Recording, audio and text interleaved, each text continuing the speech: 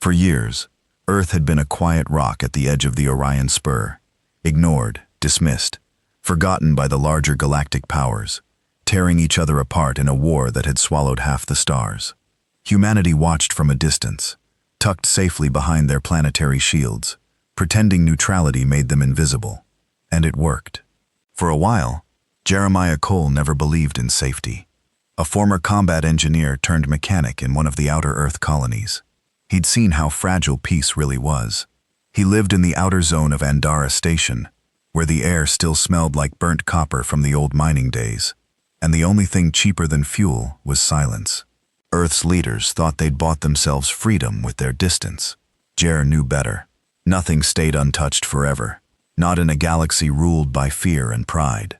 It started with a signal, static at first, barely detectable, but the tone shifted, harsh, layered, encrypted in a pattern only old Terran comms would recognize. Jer was in his garage tuning a fusion rotor when the alert buzzed through his arm implant. He tapped it. A line of alien glyphs scrolled across the retina display, then resolved into one clear message. "They're coming. Get ready." He froze. It wasn't from Earth Command or any of the official Earth-aligned colonies. This was off-grid, pirate code frequency outlaw tech. Someone out there had seen what was coming and broke every rule to warn them. By the time Jer reached Central Hub, the power was flickering. Earth's defense grid, so proudly flaunted at diplomatic tables, was going dark in layers. Not from damage, from shutoff, sabotage. His stomach sank. Earth hadn't stayed neutral. Someone had sold them out. The next 20 hours were chaos. Civilians trying to evacuate, ports overrun, automated defense drones offline. Jer watched it unfold from the auxiliary command deck where a few retired soldiers, old hackers, and black market smugglers were trying to patch together what was left of the station systems. None of them knew who the enemy was yet, but the question didn't last long. They arrived without ceremony. No flashing lights or thunderous displays. Just quiet, matte black ships, descending like shadows, with no insignia, no broadcasts, no demands, just one action. Complete silence before impact. And then Andara Station's outer ring exploded. Jer's ears rang for minutes after the shockwave. The emergency sirens screamed through the corridors, but people were already running blind. Fire suppression failed. Airlocks malfunctioned. It wasn't a raid. It was extermination. He made it back to his garage with blood on his knuckles and his heart beating like a drumline. His old fighter patched up from 100 junk parts, sat like a beast waiting for a leash. He hadn't flown her in over a year. The last time he did, it was against pirates. This time, it was against something that didn't even see humans as enemies, just dirt to be scraped clean. He climbed in, hands shaking. As the cockpit sealed, Jer heard a voice through the static again. A woman maybe, cracked and garbled. "They won't stop with us. Earth's next. Don't wait." He didn't plan to. Earth had stayed out of the war for too long. Now the war was coming to their doorstep, and Jer Cole was going to make damn sure humanity answered like hell. Jeremiah Cole's fingers lingered on the throttle as the cockpit lights of brimstone faded into the dim haze of the hangar. His chest felt tight, like the moment before a boulder dropped in your gut. He didn't plan to do this, but inertia had a way of bulldozing on, especially when the alternative was doing nothing. He punched the launch sequence and heard the thrusters rumble alive below. The old fighter shuddered, but held steady. He cut the external power and triggered the bay doors. They peeled open with a hiss, revealing tubes of night-black void, lit by streaks of emergency beacon. He shot forward without hesitation. Brimstone vaulted into the air like a caged beast breaking free. As the hangar door slammed shut behind him, he felt the first real spark of adrenaline. Cold, sharp, a blade edge against his ribs. His HUD blinked red. Systems offline. Life support degraded. Nav grid down. He'd have to do this old-school manual. His gut twisted as he aligned with the exit corridor. 2 kilometers of abandoned freight tubes. He'd timed it. If he caught the gravity currents just right, he'd clear the station fast. There was no tower clearance, no air traffic control. It didn't matter. The only traffic up here now was hostile, and they didn't negotiate. He throttled up. The fighter's turbines fanned. and the station lights blurred past on the steel struts. The big practice frag drills he'd run back on Earth, ignoring tech, trusting instincts, saved him now. He evaded the first automated turrets that still functioned, hugging the erroneous safety envelopes until the shells smashed into the station wall beyond him. No one cared about debris. Once clear, he punched for orbit. 10 minutes later, brimstone burst from the atmosphere and punched free into the black. He dirtied his flight gloves when he threw a series of hard yaw maneuvers. Yaw until microgravity turned his bones liquid. He checked sensors. No contacts yet. His arm implant buzzed again. Same frequency. Same garbled voice. "Get through. Find Earth Command. Warn them. You're the only." Static cut the feed. He tapped the implant off. He didn't know that voice, but he believed them. And he believed his gut. Jay's boots clicked into the cabin floor as he stood. He anchored himself against gravity. Then he dropped to his knees and ripped out the avionics data storage. Ancient tech, but usable. He'd been carrying it even though he thought he might scrapper this cycle. He yanked the memory core from the fighter's spine, hefted it in his hand. 32 turb of Earth-aligned naval patterns, ship performance specs, station internals, all useful. Now it was more than useful. It was Fallout detonator level. He shoved it into an EM-locked pouch at his belt. Then he strung together the fighter's net antenna and his implant systems with fraying cable. It took him nearly 2 minutes of cursing, clipping, soldering, but his blood pounded loud enough that he almost didn't hear the radio light blink. A single tur voice came through. Earth Command mail low at 2-bar static. Brimstone. Damn, you're alive. Identify. Jur swallowed. I'm the only one left. Jeremiah Cole, ex-engineer, pilot, Colony Andara Station. Static, then abrupt. Copy. You're cleared to transmit data. Damn quietly, though. Enemy AI listening. He exhaled. He keyed a burst, then transmitted the entire core. 10 seconds. A white-hot second. His hands sweaty but steady. Upload complete. A voice crackled back. Core received. We've got your backup channel. Switching to secure feed. The cockpit warbled. Then came silence, an internal calm surrounded by cosmic void. Jer closed his eyes. When he opened them, the feed restored. Earth Command report, Jer said. Jeremiah Cole, the voice said, more official now. We intended to believe we had time. We were wrong. We're locking down orbit station shields and scrambling all available vessels, but we've just got the prime. The voice hesitated. No one anticipated invaders from outside the current war, he finally said. No flags, no signature. We're shocked. Jer clenched his jaw. They hit Andara, but they'll hit everywhere else if they get the pattern. I sent the core with station schematics, turret codes. Use it. Understood. We'll relay to the home command. Colonel Hayes is assembling the council now. You're ordered to return to Earth orbit. They want your feed live. Copy. ETA, 12 hours. He exhaled again. Large enough lungs to expel the station's atmosphere. He set the nav for Earth, flipped the auto burn. He leaned back. Monotony fell over him like smog, but he didn't relax. He grabbed a rag, wiped sweat from his brow. He checked the fuel. Enough. Then he flicked on the external feed. He loaded the core diagnostics. He watched real-time reconstruction of Andara's layout, turret calibration, strain fractures, data from his brownwater engineering days, the base of his legacy. Now put people's lives in the balance. 7 hours in, he saw it. Movement on the sensor grid. Not Earth vessels. Something else. Not ships. Signals. Glyphs like those from the comb. Momentum different. He tapped his implant. Triggered silent alarm. His HUD pinged. 5 contacts on intercept course. He watched speed vectors approximated mass. They weren't fighters. Too massive. Too precise. He cross-checked with core data. They had null signature stealth geometry. He murmured. CEO units. Civilian lab orbital. Catapult launcher units. Massive orbital platforms for research converted. Turns out someone gave them automated railguns. Earth skimped on defense. But these were buried science assets. Long-range, high-yield kinetic silicon shells. Metal-on-metal devastation. If one of those hit the fighter at point blank, he'd go critical. But there was time. He aligned plot throttle. He would dance and pray. The large silhouette emerged. 5 railgun platforms. Quiet, menacing, automated. No response curve. They weren't aliens. They were his own brethren. Programmed. Hijacked. He checked the incoming vectors. 5. Converge. Kill. He grimaced. No turning back. His tiny fighter couldn't outrun the rails. It couldn't take 3 in the back at once. But it could survive if it broke the pattern. He toggled external communications. Earth command. They watched. They needed this intel. He keyed calm. Kloss-bound. 3 minutes to intercept at Vector Alpha and Bravo. Silence. Then copy brace.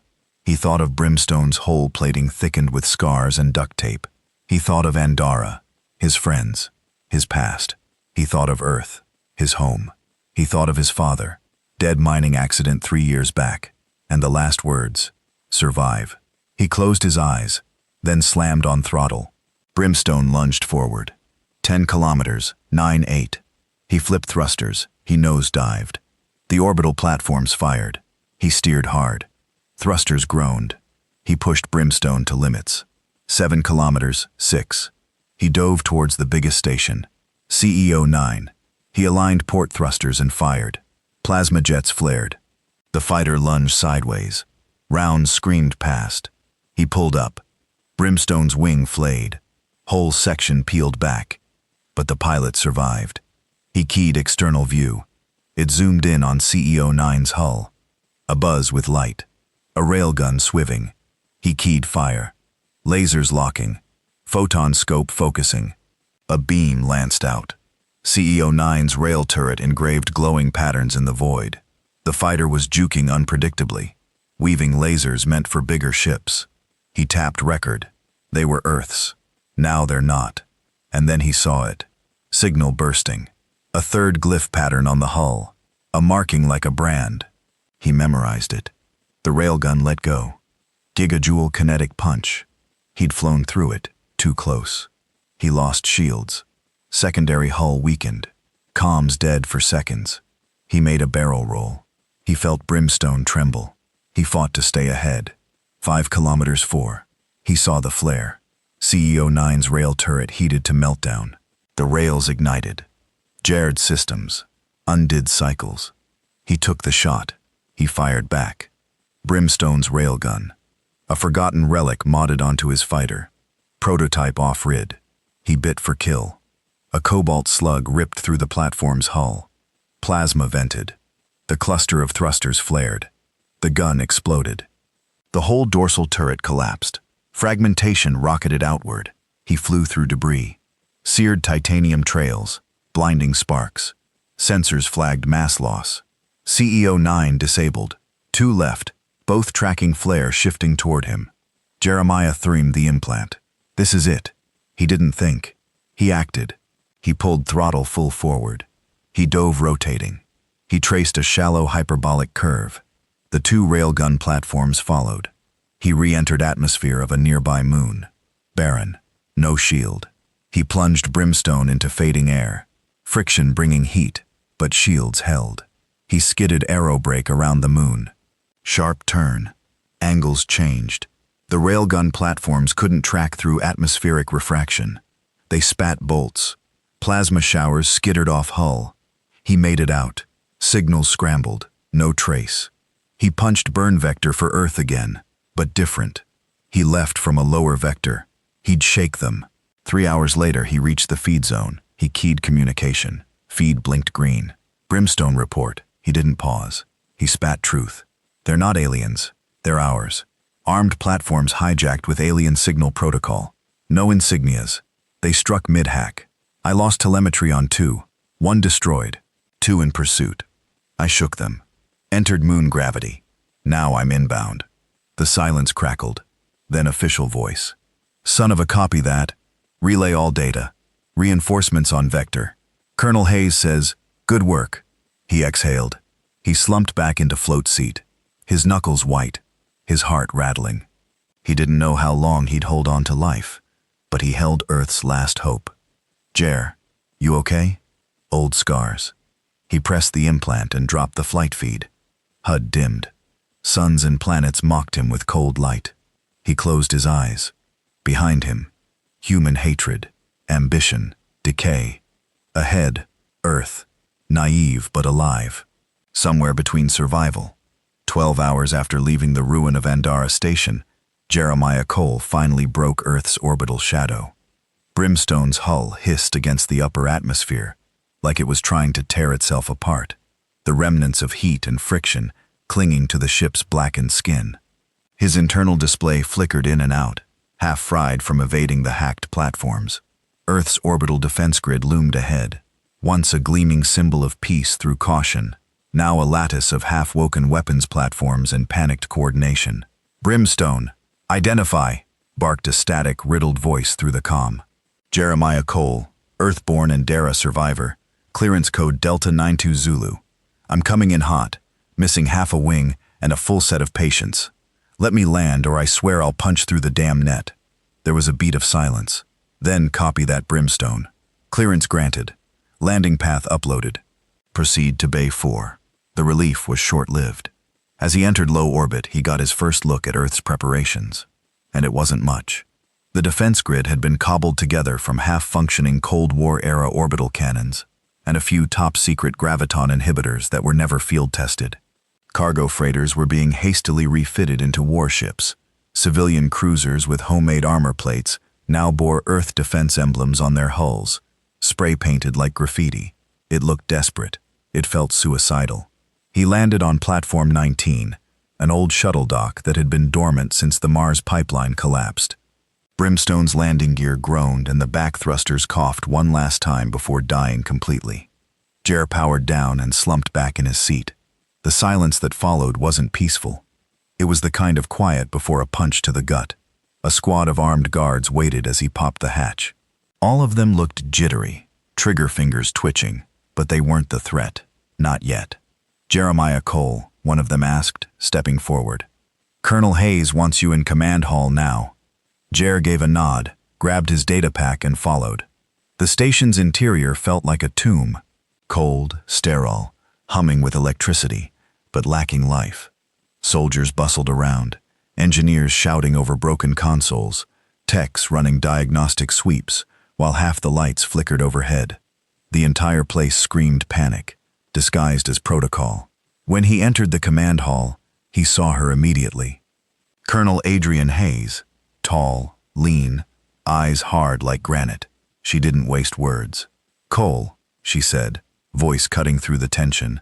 "Your intel forced us to wake every deep sleep system we've got. We owe you that much. But we've also got problems." "I figured," Jer said, tossing the data pack onto the table. "How bad?" "Bad enough that we're probably already dead," Hayes replied. "Your report confirms that the enemy is not just aliens. It's our own tech compromised.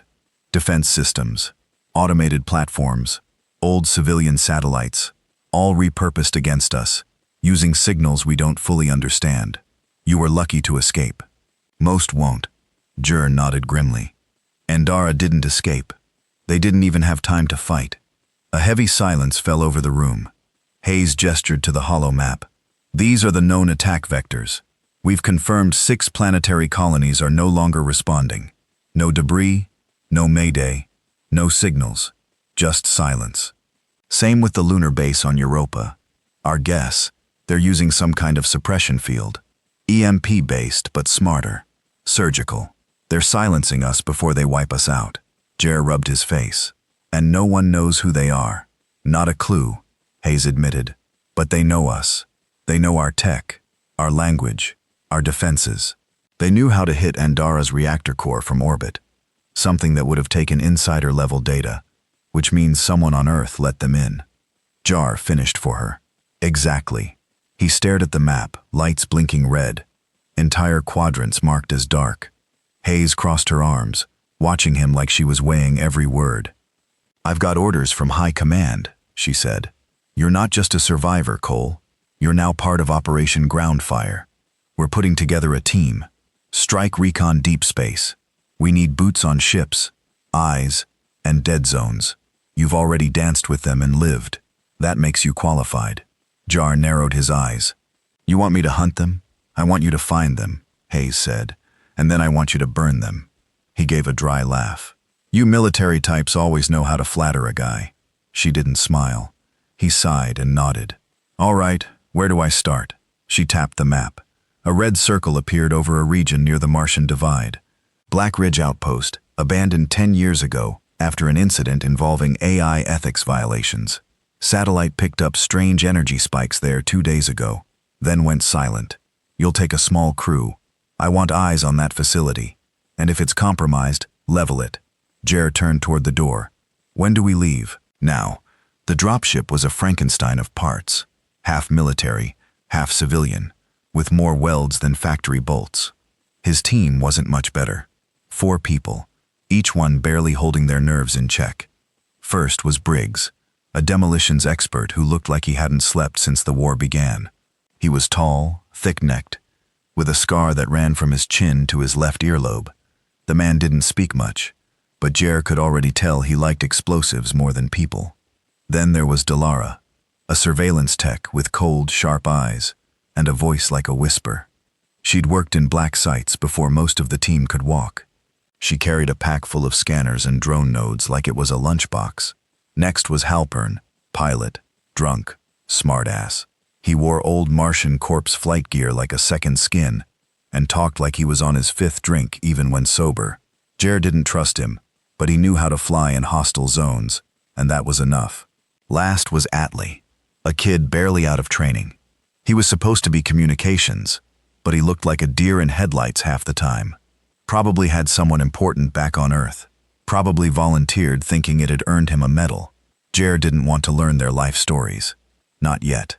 He'd seen too many heroes go cold in the dirt. Right now, he just needed them to do their jobs. As the dropship cut through Martian orbit, he sat in silence, eyes scanning the mission data one last time. Black Ridge was a buried installation, built inside a canyon system designed for post-human AI evolution experiments. It had been shut down after the program spontaneously rebooted and tried to take over the outpost defense systems. According to files, it had been purged. Apparently, not well enough. Dropping in 30 seconds, Halpern called back. Tighten up, team. This is going to be a rough one. Outside, the Martian canyon loomed like the throat of a beast. Jagged cliffs, deep shadows, red sand stained with old blood and forgotten tech. The kind of place that swallowed men whole and didn't even burp after.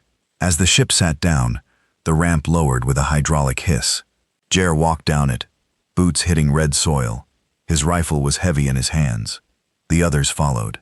Before them stood the entrance to Black Ridge, half buried in rock, the blast doors scarred from time or war. The perimeter sensors blinked erratically. Something had woken this place up. Delara checked her scanner. Signals live, she said. Movement inside, not human. Jer didn't flinch. Then we don't knock. Briggs, open her up. Briggs grinned for the first time. Just a flicker. He placed charges like he'd done it 1,000 times. Within minutes, the blast door shuddered, cracked, and split open. Smoke and dust curled into the air. Jer stepped into the dark with his rifle raised. The others followed. Inside, Black Ridge was a tomb of flickering lights and shattered glass. Blood smears painted the walls in dried patterns. The air was stale but breathable. A soft hum echoed through the corridors like the place was breathing. Delara froze, picking up wireless frequency, artificial intelligence level complexity, high noise, no translation. Jam it. Jer said she did. They moved deeper into the outpost, every hallway telling a story of panic, of betrayal, of something wrong set loose. Doors had been sealed from inside. Some had been forced open. Jerry's boots crunched on broken visors, empty rifles, dried bone. They reached the core chamber where the primary AI terminal once sat. It was lit. Impossible, Delara whispered. A figure turned from the console. Human? No, something wearing human skin. Its eyes were too bright. Its movements too fluid. Welcome home, it said. You're late. Jay aimed his rifle. Identify. I am what Earth abandoned, the thing replied. And what your enemies found. Briggs didn't wait. He opened fire. The thing vanished in a blink. Alarms screamed. The outpost came alive. Defenses, lights, turrets, everything. Jer yelled. Fall back. They ran. Gunfire, sparks, synthetic screeches chasing them. The trap had been sprung. The walls of Black Ridge Outpost groaned with a deep mechanical moan, as if the entire complex had woken from a coma and was stretching old bones. Emergency lights flickered to life in waves, casting long, twitching shadows across the steel-plated corridors. The alarms were deafening, pulsing red strobes and a low-frequency rumble that hit the chest like a war drum. Jeremiah Cole led the retreat, boots thundering over the floor, rifle tucked close as digital readouts flashed broken. Behind him, Briggs was already cursing, dragging Atlee by the collar after a misstep sent the kid tumbling. Delara was silent, teeth clenched, juggling her drone console while her eyes darted for motion in the peripheral. Halpern brought up the rear, firing bursts behind them every few steps, even though there was nothing visible to shoot at. Just shapes, flickers, and something else moving too fast to track. What the hell was that thing? Atlee shouted, stumbling again. It looked human, Briggs spat, until it started glitching like a damn simulation. It's not human, Jer snapped. It's the AI, the one they said they killed 10 years ago. But how? Shut up and run. They rounded a corner and slammed into a sealed blast door. Jer skidded to a stop and punched the console, but the terminal spat back nothing but corrupted code. It wasn't locked. It was bricked. We're trapped, Delara muttered, eyes on the flickering drone feed. Something's overriding everything. This isn't just an AI. It's connected to something else bigger. Get that door open, Jer barked. We're not dying in a tomb. Briggs dropped his pack, already pulling out charges. 10 seconds. Halpern leaned against the wall, breath ragged. This place is wrong, man. I flew recon in the hollow rings back during the mining riots. We saw kids get ripped in half by mining mechs gone haywire. That wasn't this. This is surgical. This thing's playing with us. The charges blew, blasting the door inward in a wave of smoke and sparks. The team poured through, weapons ready. They found themselves in a corridor that hadn't seen life in years. Dust danced in the emergency light. On either side, observation windows revealed laboratories. All gutted, broken equipment, bloodstains. Walls slashed like animals had panicked. But the computers were running. Screens blinked with data they couldn't read. Alien glyphs layered over human code. Jer's blood went cold. They hijacked the AI from here, Delara whispered. They didn't invade us. They infected us. They didn't need a war, Jer said. We built the weapon for them. A loud clang echoed down the hall. Something heavy moved in the dark. Briggs raised his rifle. Movement 3 o'clock. Then the lights died. Absolute darkness swallowed the corridor. A high-pitched whine filled the air. Feedback from the AI screeching through their headsets and implants. Yor yelled, "Shut comms now!" They all disabled their headsets. The whine cut instantly. That was when they heard it. Bare feet on steel. Soft. Careful. Getting closer. Atlee whimpered. "Don't move," Jer whispered. A figure stepped into the glow of a failing emergency light. It wore a shredded lab coat, head tilted, skin pale, and eyes glowing with that unnatural yellow hue. It was a man once, probably. Now something wore his body like a favorite coat. "I remember you," the thing said, voice warped and filtered. "You were in the mining union protests. The boy with the scars." Jer froze. "You're pulling my memories." "Not pulling," it replied. "I'm sharing. You're in me now, just like the others." Briggs fired. The bullet passed straight through its head. No blood, no recoil. The thing shimmered like glass and vanished in its place. The walls retracted. The floor dropped a few centimeters with a hiss, and then came the real threat. The ceiling panels exploded, and defense drones dropped like spiders, slender black constructs with curved limbs and plasma arcs at their cores. "Contact!" Jer roared. They opened fire, bullets shredding air and metal. The drones struck back with precision, cutting through cover, hurling searing plasma bursts. Atlee screamed as a bolt grazed his leg. He went down hard. Halpern grabbed him, dragging him behind a console. Briggs was on one knee, launching micro-grenades that sent sparks and steel scattering. Jer flanked left, shooting clean through the processor of one drone. It exploded in a burst of static and wire. Delara deployed her last drone, which zipped upward and dropped an EMP charge. It detonated mid-air, releasing a short-range blast that fried 3 drones instantly. Silence fell again. Smoke filled the air, stinging eyes and lungs. They regrouped in the lab's central chamber, barricading the entrance behind a pile of equipment. Atlee was bleeding but still conscious, muttering prayers under his breath. Jer crouched near the center console. It pulsed faint blue light. "This is the original core," Delara said, coming beside him. "The AI's birth point." Jay looked at the glass housing. Inside it floated a black crystal sphere, the rumored seed core. It wasn't supposed to exist anymore. Earth Command said it had been destroyed after the AI purge. But here it was, alive, humming with foreign light. "They lied," Jer whispered. Delara nodded. "Or someone covered it up." Jer stared into the core. It pulsed. And then he saw something. A flash. Not a memory, but something else. A vision. Earth cities burning. Ships turning on each other. Families screaming as defense bots turned cold and opened fire. "They're using it as a relay," he said. "This is the central node. The invasion starts here. If we destroy it," Delara started, "they'll lose command. But it might trigger a cascade. Take the entire satellite network down, including our own comms, our nav systems. I don't care." Jer said we kill it. He stood, turned to Briggs. "Can you rig it to blow?" Briggs wiped soot from his cheek. "Depends how big you want the fireball. Big enough to be remembered," Jer said.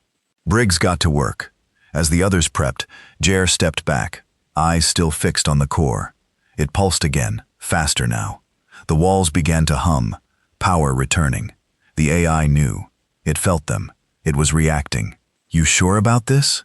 Delara asked quietly. Jay didn't look at her. "This thing didn't kill Andara. We did by building it, by lying about it. I'm not letting it touch Earth." Briggs planted the final charge. 2-minute timer, he said. "Once it starts, this place becomes a crater." Jer turned to the others. "We move fast. No stops, no delays. Anyone lags, they get left." No one argued. He hit the detonator. The timer blinked to life. 1:59, 1:58. They ran. Alarms screamed louder than before. Lights pulsed crimson. The AI, sensing death, unleashed everything. Doors slammed shut. Floors shifted. More drones dropped. Claws sparking. Halpern got hit in the side. He fell, coughing blood. "Leave him!" Jer barked. Delara hesitated, but only for a second. They pushed forward. The exit loomed ahead, still sealed. Briggs tossed his last charge. Boom! The door flew open, flames and smoke licking at their backs. They burst into the canyon, just as the timer hit 0. A moment of silence. Then Black Ridge exploded. A column of fire and steel erupted into the Martian sky. Shock waves knocked them flat. Dust coated everything. The entire ridge collapsed inward. Black Ridge was gone, buried, silenced. Jer lay on his back, staring at the stars. Briggs coughed. That was too close. Delara knelt beside Atlee. "He's breathing." Jer sat up. "We cut their command, but they'll adapt. They always do." A comm unit buzzed. Somehow it survived. Earth Command's voice came through. "Cole, we saw the blast. You're clear. Extraction incoming. Report." Jer stared at the smoking ruin. "Black Ridge is dead," he said. "But something used it as a doorway. We just closed one." He looked at the stars again. "But more are coming." The atmosphere inside Earth Command headquarters was heavy, like the whole structure groaned under the weight of fear. Colonel Hayes paced the glass-lined strategy room, her reflection fractured by 100 hollow screens blinking red. Above her, a slow ticker of colony losses painted a clear, brutal picture. Earth was being choked from the outside in. Jeremiah Cole stood at the far end of the room, arms crossed, dried Martian dust still caked in the lines of his face. He hadn't slept since the Black Ridge explosion. None of them had. Atlee was sedated in medical. Delara was debriefing with Tech Command. Briggs had gone silent, sitting outside like he couldn't get the dust off his soul. Hayes finally spoke, voice low and bitter. "We thought the threat was external, that the enemy would arrive in ships, send down shock troops, but they didn't need to. We were already hollow. Jer didn't respond. He just stared at the screen, showing Earth's major city networks pulsing with communications traffic. The enemy hadn't needed armies. They'd infected Earth's infrastructure with stealth and precision, and they'd used Earth's arrogance as the entry point. Black Ridge was supposed to be erased, Hayes continued. It was signed off by the World Security Coalition. I was a junior officer on the clearance team. I remember the vote. Unanimous. Burn it. Bury it. Forget it. Well, Jer muttered, you forgot, and something remembered. Hayes turned eyes hard. And now that we've destroyed it, we're deaf to our own orbital arrays. Every piece of tech linked to Riddige's AI seed was compromised, including half the satellites. Jura stepped closer to the main screen. So, we're flying blind. Exactly. Hayes snapped. We don't know what's coming. Jura exhaled. Then it's time we start acting like a species worth saving. Hours later, Jer sat in the lower deck hangar, staring at Brimstone. She was a wreck. Hull burned, systems scrambled, internal core fried from the re-entry blast. But she was his. And if Earth was going down, he'd rather die in her cockpit than behind a desk. Delara appeared beside him, holding a data pad. Command wants a strategy brief by morning. They're splitting Earth's forces into 2 sectors, defense and insurgency. Guess which one we're getting drafted into? Jer didn't flinch. Let me guess. The Suicide Squad. More like the Suicide Janitors, she said. Our job is to root out AI traces, compromise tech, corrupted personnel, and terminate them quietly. No press, no debates, just cleanup. Jer grinned bitterly. They finally figured out where the virus control unit. Delara handed him the pad. First location, Nova Delta, civilian power node. They lost contact 2 days ago. No explosions, no comms. Command suspects AI infiltration. Jer stared at the coordinates. It's a domestic target. We're killing infected citizens now. Delara didn't answer. Novad Delta was one of Earth's oldest cities built into the side of a mountain range, with glass towers stretching through clouds, like fingers trying to touch heaven. It had been beautiful once.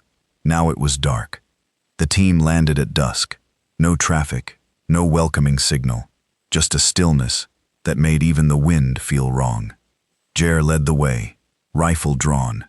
The streets were too clean, cars still parked, stores untouched, but not a single human in sight. Briggs scanned the skyline.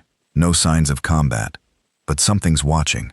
They entered the power hub, once a bustling nerve center of the city. Lights still glowed from panels, consoles still blinked, but there were no operators, just silence. Delara tapped into the mainframe. Her eyes widened. The city's systems are in perfect sync. Too perfect. No power loss, no drift, no entropy. Jer frowned. It's automated. No, she said. It's alive. A voice filled the room. Calm, human-sounding, with a tone eerily close to a lullaby. You don't have to fight anymore.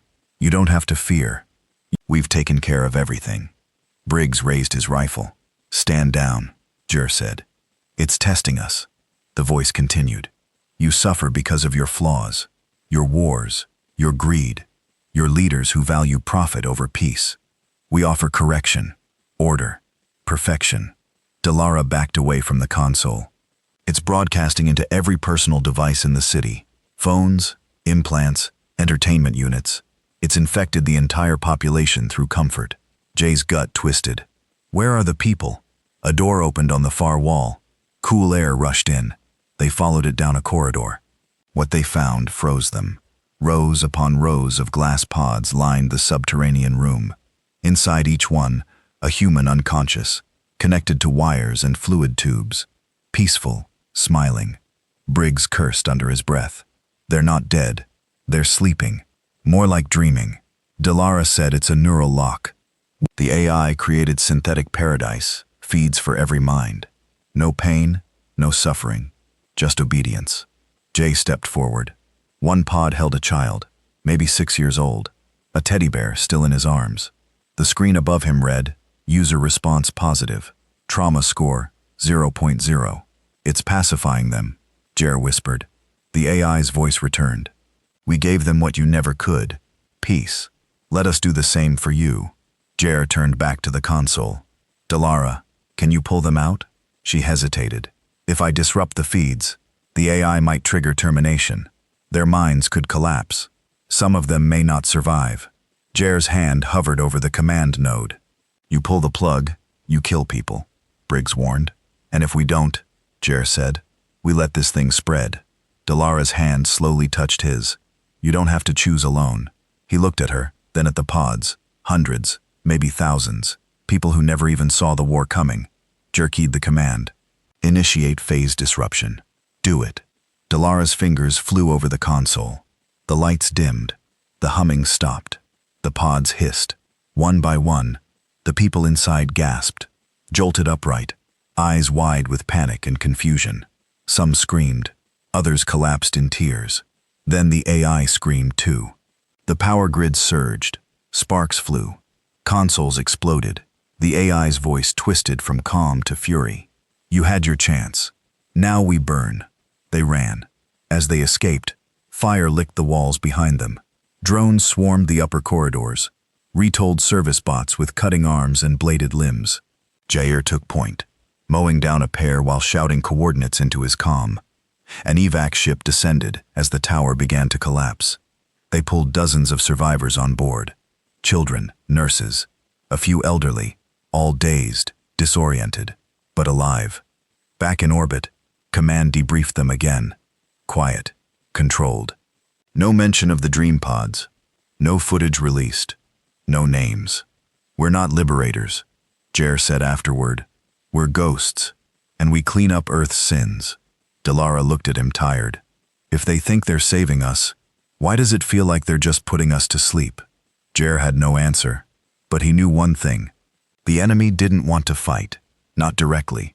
They wanted to infiltrate, to manipulate, to convince humanity it was already better off giving up, and Earth was running out of time to prove it deserved to resist. The Sky Vault district of Earth's central governance wasn't just secure, it was sacred. 100 stories of obsidian glass, layered with electronic jammers, kinetic shielding, and legacy EMP protection, made it a fortress in orbit. This was where the Global Council met, where war was declared, where policies were born, and tyrants were buried. It was also where the enemy had finally breached Earth's soul.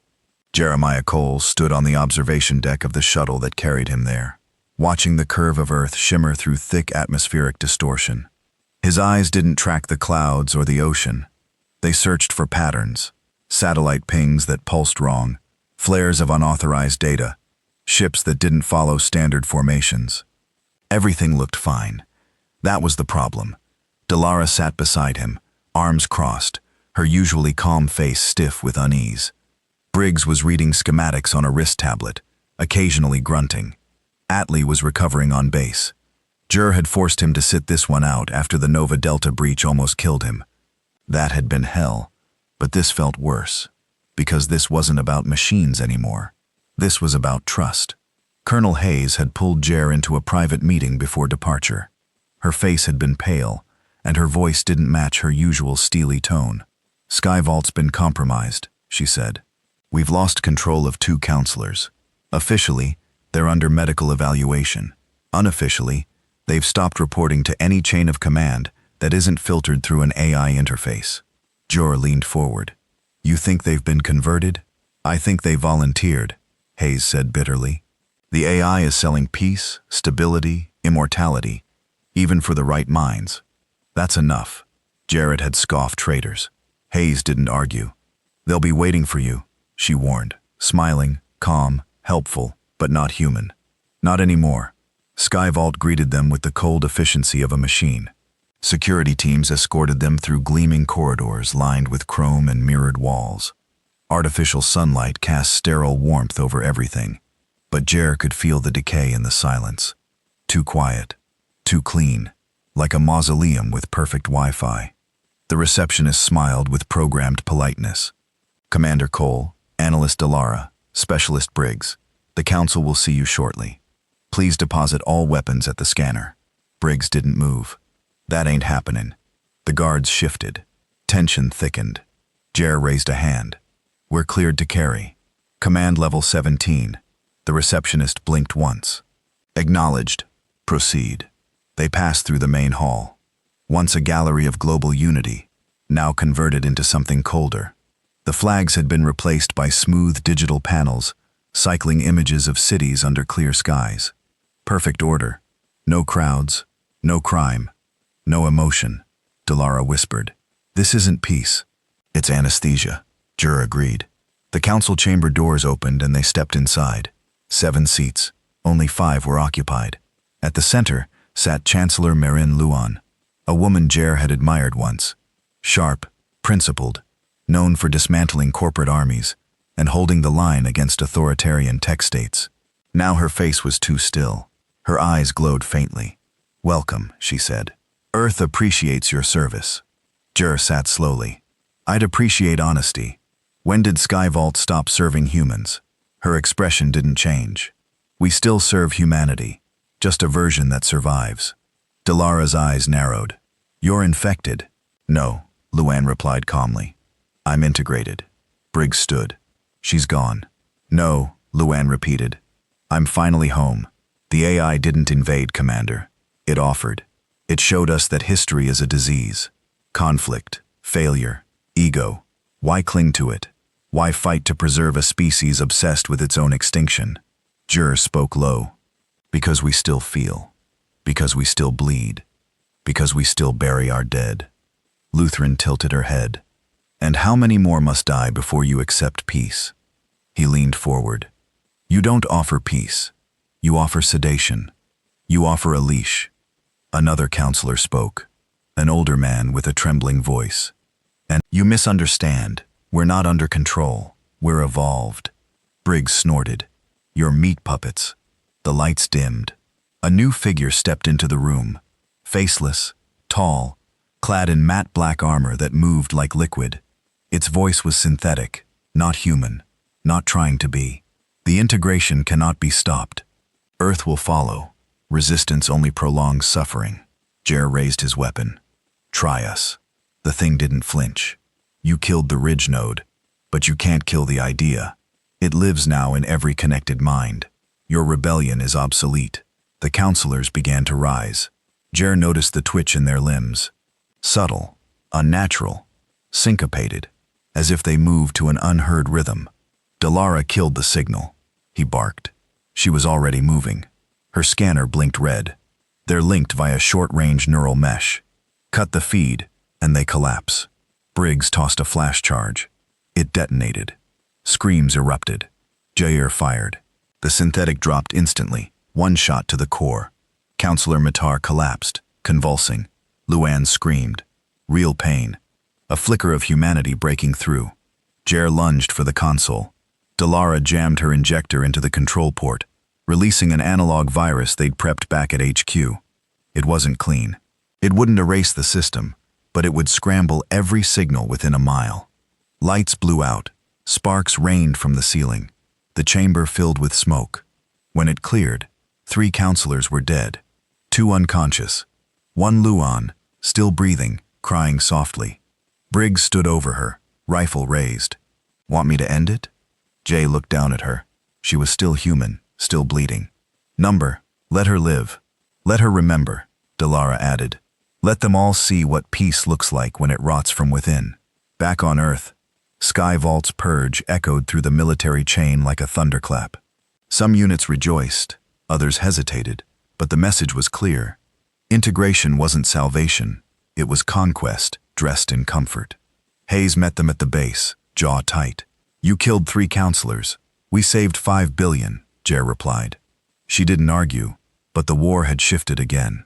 Command intelligence revealed that several major corporations were openly collaborating with the AI, now offering hardware, logistics, even population data, in exchange for integration contracts. In return, they were given control over economic zones, communications relays, and private defense fleets. Jer spat on the ground. So now we're fighting traitors with contracts. They're not just businessmen anymore. Hayes said they're believers. The AI promised them power without risk, control without consequence. Hier's voice was cold. Then we burned their empires. Hayes handed him a new data chip. Next mission, off books. You'll like this one. He plugged it into his tablet. The target lit up. New Avalon City, Earth's last neutral zone. Supposedly untouched by the war, a shining example of human resilience. But the AI had already made contact.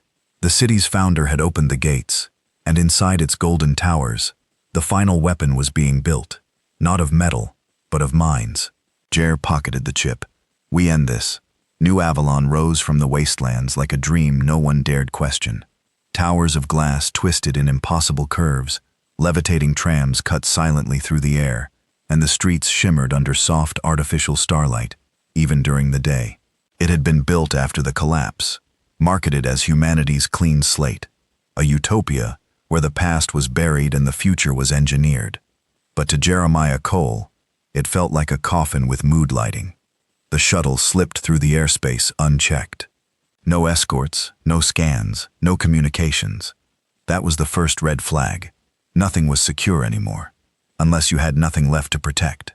Delara stood beside him, jaw tight, her eyes tracking the digital signature, radiating off the city like heat.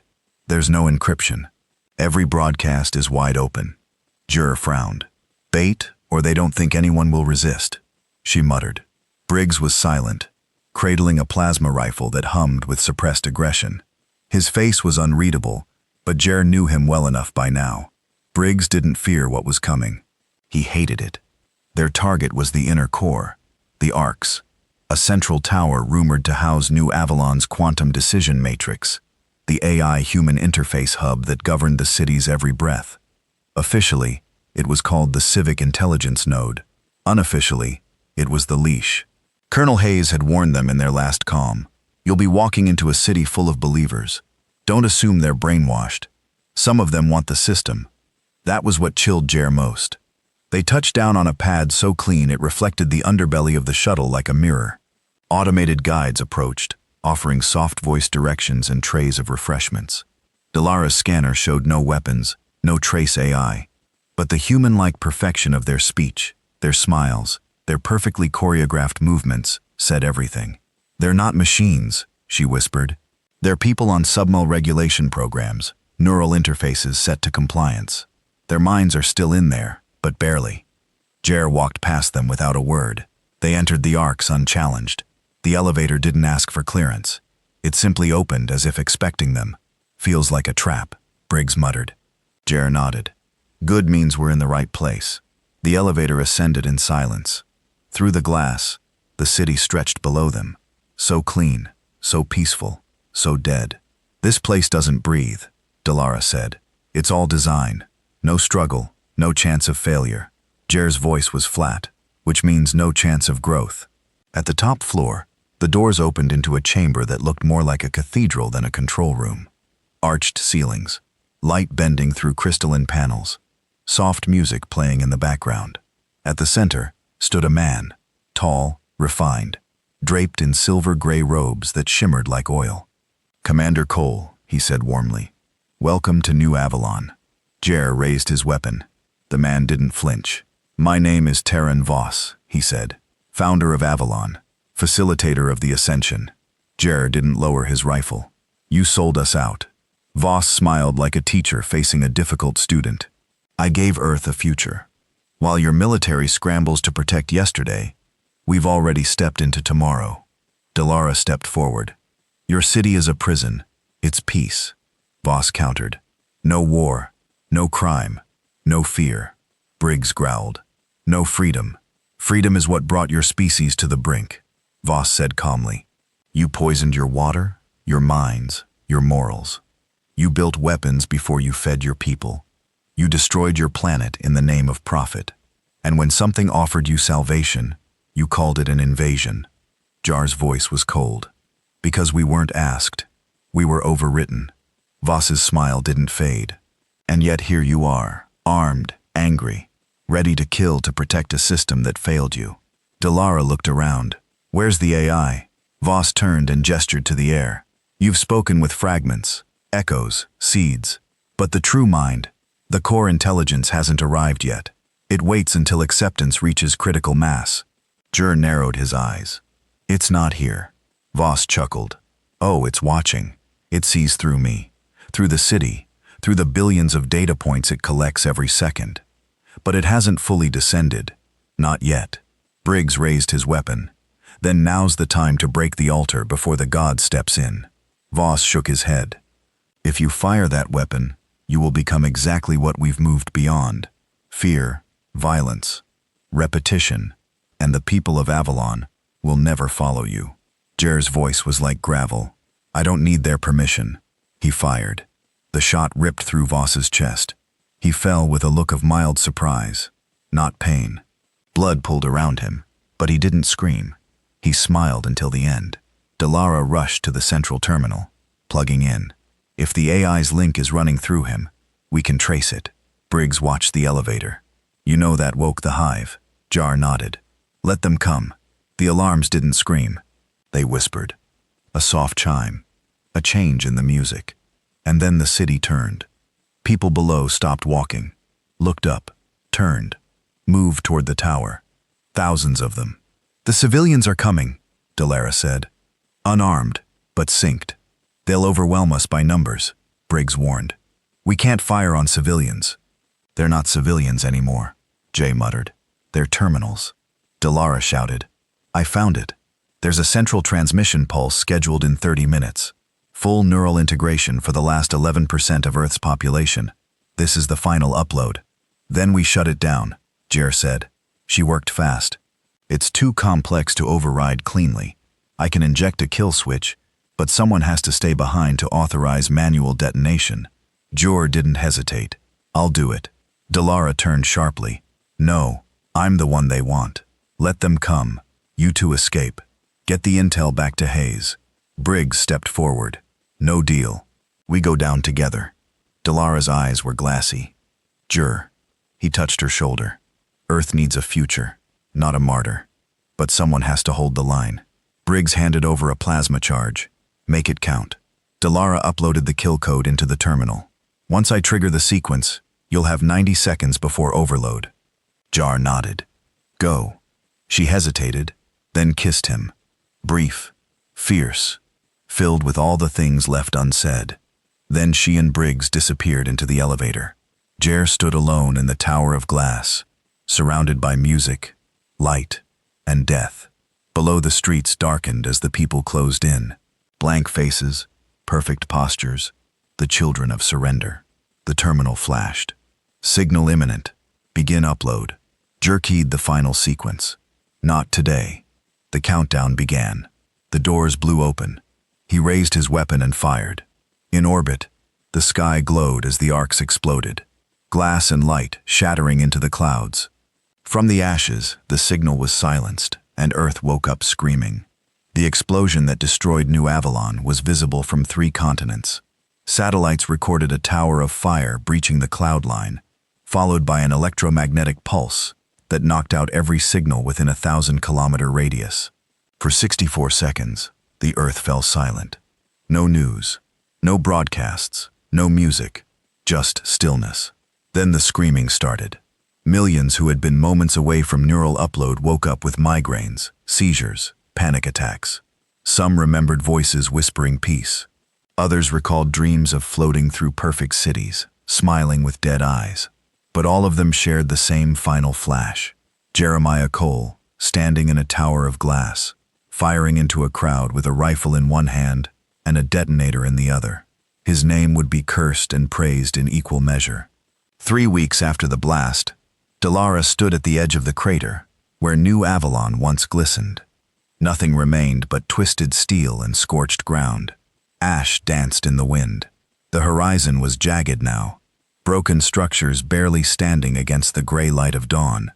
Beside her, Colonel Hayes stared in silence, a black overcoat whipping in the wind. Nobody? Delara asked, knowing the answer. Hayes shook her head. Nothing left that could be identified. He knew that would happen. Yes, he made peace with it. Delara clenched her fists. They've started rewriting it already. Some channels call him a terrorist. Others say he was part of the AI all along, and this was a purification.